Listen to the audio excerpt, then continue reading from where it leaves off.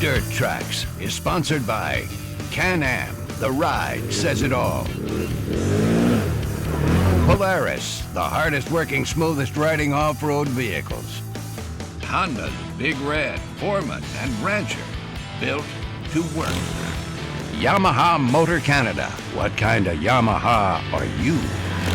And by Arctic Cat, share our passion. When Can-Am first introduced the Maverick about a month and a half ago in Orange County, California, the media on hand wasn't able to ride it, which was kind of a mean tease. But we were promised a ride event soon, and soon has finally come. Of course, the beginnings of the Maverick lie under the plastic of Can-Am's Commander, which is an excellent trail utility side-by-side and has many admirers here at Dirt Trax. The problem was that Can-Am claimed the original Commander was a do-all sport and utility side-by-side that strongly competed in both arenas, even going so far as to claim the Commander X would give a Razor XP a run for its money, something our initial testing proved otherwise. We even went so far as to strip down and load up a brand new Commander 1000 with $15,000 worth of upgrades aimed at making it a true Razor XP beater. Plus 10 swing arms and A-arms, king shocks, heavy-duty extended drive shafts, custom aluminum wheels, the list goes on and on. Putting our Razor XP beside our Ultimate Commander was almost laughable. But despite its killer looks, our reworked Pure Sport Commander had a problem. The Razor XP in bone stock form was still a far better Pure Sport side-by-side. This brought to light our most important revelation about the Pure Sport side-by-side market. Simply put, a Pure Sport side-by-side needs to start out as a purpose-built Pure Sport side-by-side. It can't start as a heavily modified utility or sport utility ride. Which brings us right back around to the Maverick. BRP claims it to be a purpose-built Pure Sport side-by-side with the Razor XP and Wildcat square in its crosshairs. The ultimate question that still needs to be answered is obviously, how did they do? Just a quick glance of the Maverick may leave you feeling a little bit disappointed. After all, it looks a lot like a jacked up Commander, and we already tried that. This was the way I felt after the sheets were pulled off in California last month. But once I got up off my chair and had a closer look, I realized looks can be deceiving.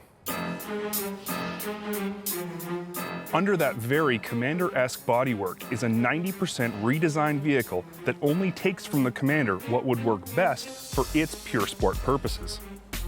Let's start with the short list of what's actually the same as the Commander. Obviously, some of the plastic is the same, but most of it is new. And clearly, the cockpit and roll cage are Commander parts. But from there on out, this is a completely new beast. The decision to ditch the Tta Rear Suspension setup that is so synonymous with Can-Am off-road vehicles was not one BRP made lightly. There have been hours of testing with the TTI and similar configurations to see if it was possible to build a purpose-built sport side-by-side with that type of rear suspension. At the end of the day, the engineers at Can-Am determined that the TTI has a threshold. It's excellent for a vehicle with up to 12 inches of suspension travel and up to 90 horsepower. Anything over that, and the TTI simply can't take it. How they come up with those specific numbers we'll probably never know. The result of all this testing and a whole lot more development is the all-new TTA rear suspension setup. BRP calls this a virtual 5-link setup because on a computer screen it acts much like a 5-link. But as soon as I looked at it, it was clear. This is a dual A-arm setup with some very unique geometry. At this point, what we know for sure is that the all-new TTA rear end provides a full 14 inches of travel that is super plush and fully adjustable thanks to an all-new set of Fox shocks that are purpose-built for this vehicle. At this Can-Am ride event, we bumped into Jeff Grillkey from Fox, decided to let him tell you all about it. What makes the shocks that are on the base model Maverick and the XRS model Maverick unique is that the base model Maverick has low speed compression, tool-free adjust. So if you're driving, you feel like the vehicle is rolling a little bit too much or it's squatting too much under acceleration because of the horsepower, you can very easily, no tools involved, click in the low speed compression. That'll settle that down quite a bit. The XRS model, first UTV in the industry with 2.5-inch shocks all the way around. Dual speed compression, rebound adjustment, An amazing vehicle. Can-Am really stepped up by putting that 2.5-inch shock on there with those adjustments for the pure sport enthusiast in the UTV market. The front suspension on the Maverick is also all new. A set of extended A-arms with all new geometry give the Maverick a 64-inch stance. Another 14 inches of travel damped by another set of Fox shocks means the front end of the Maverick is just as ready for sport-style action as the rear end is. What's interesting about the Maverick's overall layout is that while it does resemble a jacked-up Commander, the actual physical layout of the chassis is completely different.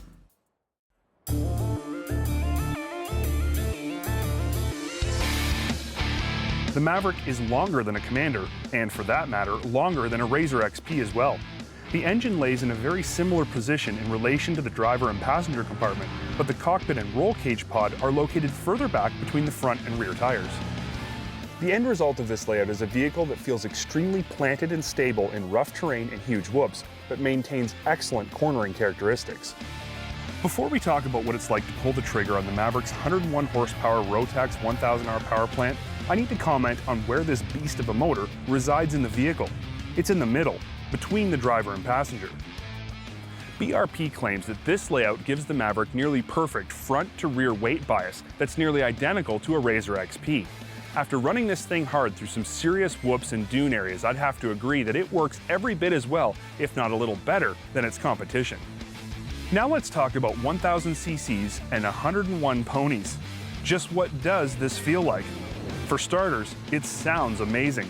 BRP's engineers put considerable time into designing the Maverick's exhaust to both meet sound requirements and still sound cool.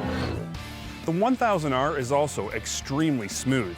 With that much power on tap, you'd expect the Maverick to be a bit of a handful to drive, but it's not.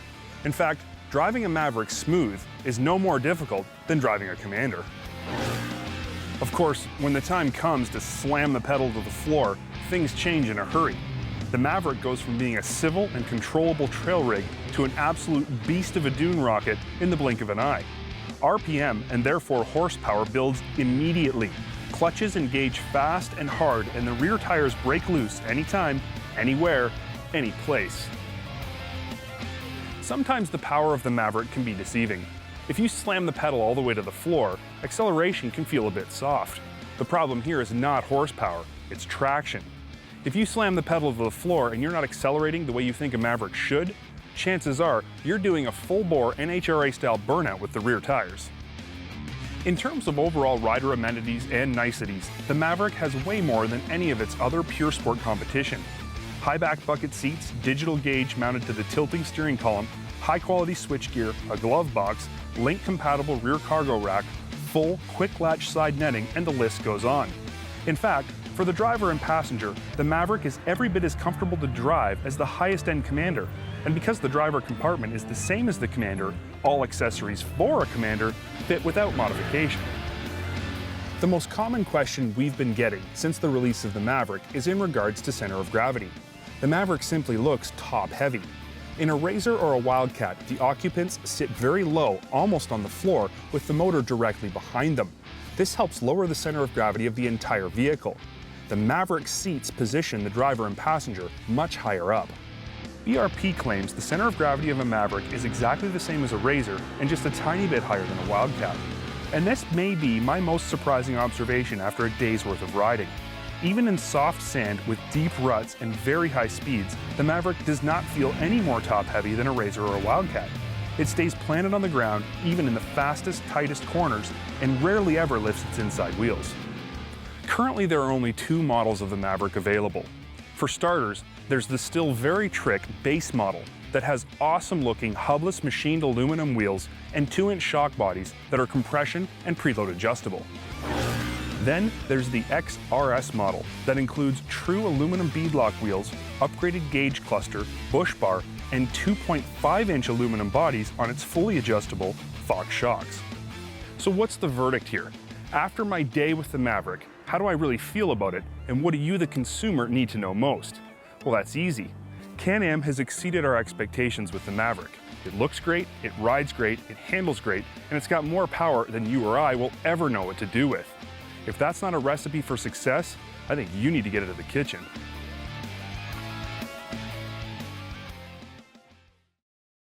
It seems that every so often I run into an ATV I simply can't get rid of. An ATV that, despite the fact it's been tested a number of times already, is back for one more kick at the cat, so to speak.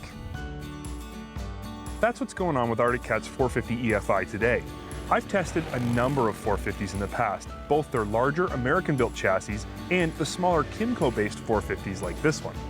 There is a light at the end of the tunnel here for me though. Oftentimes, testing a vehicle I have previous experience with gives me a great baseline for changes or improvements made, or for how it stacks up against other vehicles in its class. Arctic Cat's tried and true 450 EFI has actually impressed us in a number of ways. Its double A-arm front and rear suspension setups are preload adjustable only and provide a decent 7 inches of front and rear travel. Unfortunately, like their larger counterparts, these small chassis don't include a rear sway bar. Fortunately, unlike the larger Cats that have their suspension settings really stiff and the suspension jacked way up, these smaller chassis actually ride fairly plush. After some significant seat time on this vehicle, I have found it to be smoothest in the first 4 inches of its travel, then gets stiffer quite quickly as the suspension compresses. Despite its smaller stature, the 450 EFI has man-sized ground clearance. This really makes it stand out when crawling rocks or slinging mud.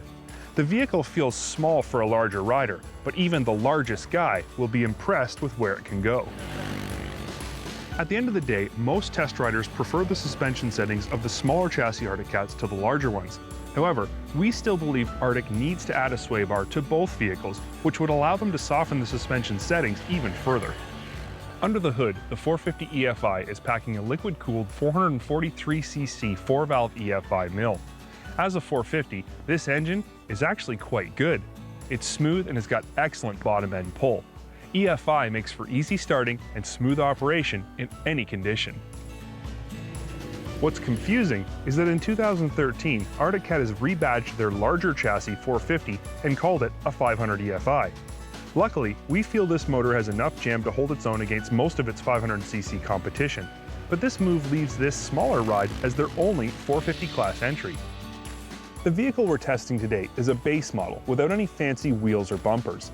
It has nice wide fenders that keep you clean when the trail gets muddy, a decent digital gauge package, shift-on-the-fly 4x4, and one seriously underrated feature, a 2-inch hitch receiver. Other than that, the 450 EFI is lacking in the bling department.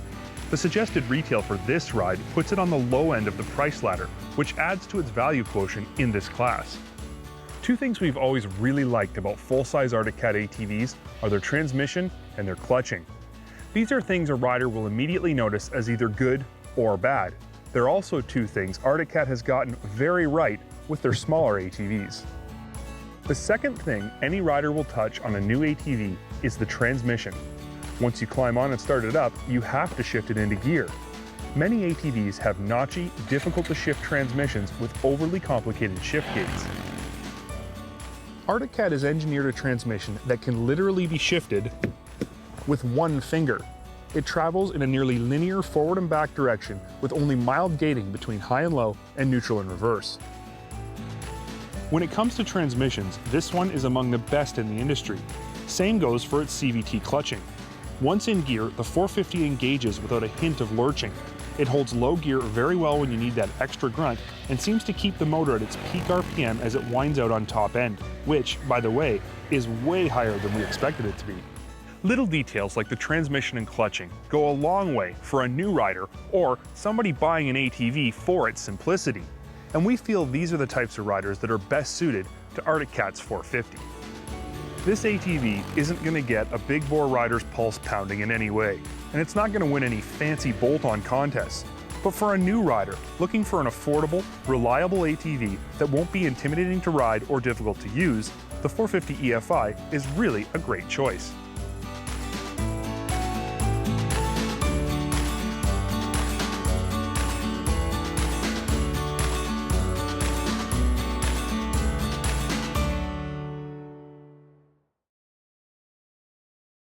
Working on the Ranger recovery build has been a lot of fun for me to do, and truth be told, if we stopped right now, we could be totally proud of what we've produced. But we need to take this just a couple of steps further to truly do our rig justice. Up to this point, we've lifted the Ranger with shock extensions from Rubber Down Customs, tricked out our wheels and tires thanks to ITP with durable billet beadlock rims and 30-inch Mudlight XXLs, added Warn XT40 4,000-pound winches to both the front and rear of the vehicle, along with a totally trick-looking Warn front bumper with integrated winch mount, and increased the protection of the underside of our rig with rugged aluminum Warn skid plates. Lastly, Warn hooked us up with twin roll bar mounted light bars and 6 sets of lights. All in all, this Ranger turns heads and works harder than any project we've ever done. And when I talk about working harder, I don't just mean out on the trails. I mean when this thing's submerged up past the seat in the biggest, baddest mud holes that we can find. And one crucial thing when you're submerging a rig is getting air, and more air into the motor. And to do that, we're going to be using a snorkel kit. With the help from our friends at Snorkel Your ATV, we were able to get the right snorkel kit for the Ranger with ease. They offer hundreds of different setups for ATVs and side-by-sides and can even customize your kit. They ship fully glued, so all you have to do is make the proper rubber boot connections and you're good to go. While many people think all you need to submerge your ATV is fresh air into the intake of the motor, the truth is you need a whole lot more than just that. And the Snorkel Your ATV kit that we've got will do everything required to keep this thing going when the water's well over the seat. Providing the crucial air intake for the motor, along with the CVT inlet and CVT outlet, the snorkel kit ensures we'll stay running when we're submerged. This kit also complies with all venting points for the engine and is relatively simple to install in just a few hours. It's very straightforward design with comprehensive directions and even the ability to return your rig back to a complete stock setup without any drilled components. It's a slick setup that will keep our Ranger moving forward or back, no matter the situation we encounter. With our lifeguard certification now complete thanks to our snorkel kit, there's a few more pieces that I want to add to the Ranger to truly customize it to its absolute fullest. And I'm going to start first with that 5th full-size spare tire and rim that we have. If you remember back to our tire install, we talked about how we ordered a full-size 5th spare. I mean, you never know when you'll need one, and a stock tire just won't physically work when we're rolling on 30s. Didn't take me long to put a call into the folks at Pure Polaris Accessories to help us locate a totally cool yet functional answer to mounting our spare tire. This Polaris Ranger Cargo Box spare tire carrier can be purchased through your local Polaris dealer and is available from Pure Polaris. Your cargo box still tilts, it gives you huge possibilities for mounting more cool stuff, and yes, it holds our full-size spare in a location that looks similar to a pre-runner truck. It's super cool looking and totally functional. Oh, and get this, when you mount cool accessories like this in your Ranger, you get to use the super slick lock and ride system. Now that we're down to the home stretch, we need to bling out our Ranger a little bit while also remedying any issues that we may have encountered from the accessories we installed along the way. And Rubber Down Customs has us covered on both of these fronts. On the bling side of things, Rubber Down makes some cool aluminum accessories to customize your ride and add some personalized style. A solid milled shifter handle, along with a gas cap milled with Rubber Down's name, are 2 products that change the look of our rig and add some custom appeal. They install quickly and easily and don't blow the budget. While I made mention of fixing some issues, what I meant by that was reducing scrub. Out back we're totally fine, but up front, we actually contact the inner fender wells when we turn really hard. Rubber Down has a couple of options for us to use to totally remedy these problems. Up front, we're choosing to use Rubber Down's 1.5-inch wheel spacer that gets bolted to your current wheel lugs. The added width will clear up our clearance issues while also adding some stability with a 3-inch wider front end. Out back, we're choosing to use a simple, slide-on 1/4-inch aluminum spacer that gets placed over your current lugs and your wheel slides back over top. Nothing technical about this setup, it's straightforward, cost-effective, and will add a little width with ease. I've had quite a bit of fun this season building up our Project Ranger to endure the most grueling situations we could ever think up. It's big, it's tough, and it's ready for whatever we can throw at it. So why don't you send us an email and let us know what you think of it and what you'd like to see us do for next year's project. In case you missed the point, this week's introduction of the Can-Am Maverick side-by-side was all about bare-chested, unbridled, raw horsepower.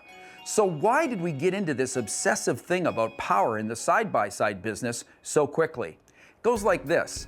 Polaris threw the first grenade over the fence 2.5 years ago with the Razor XP900 at 88 horsepower. Shortly thereafter, Arctic Cat landed the Wildcat with just about 75 or 80 horsepower.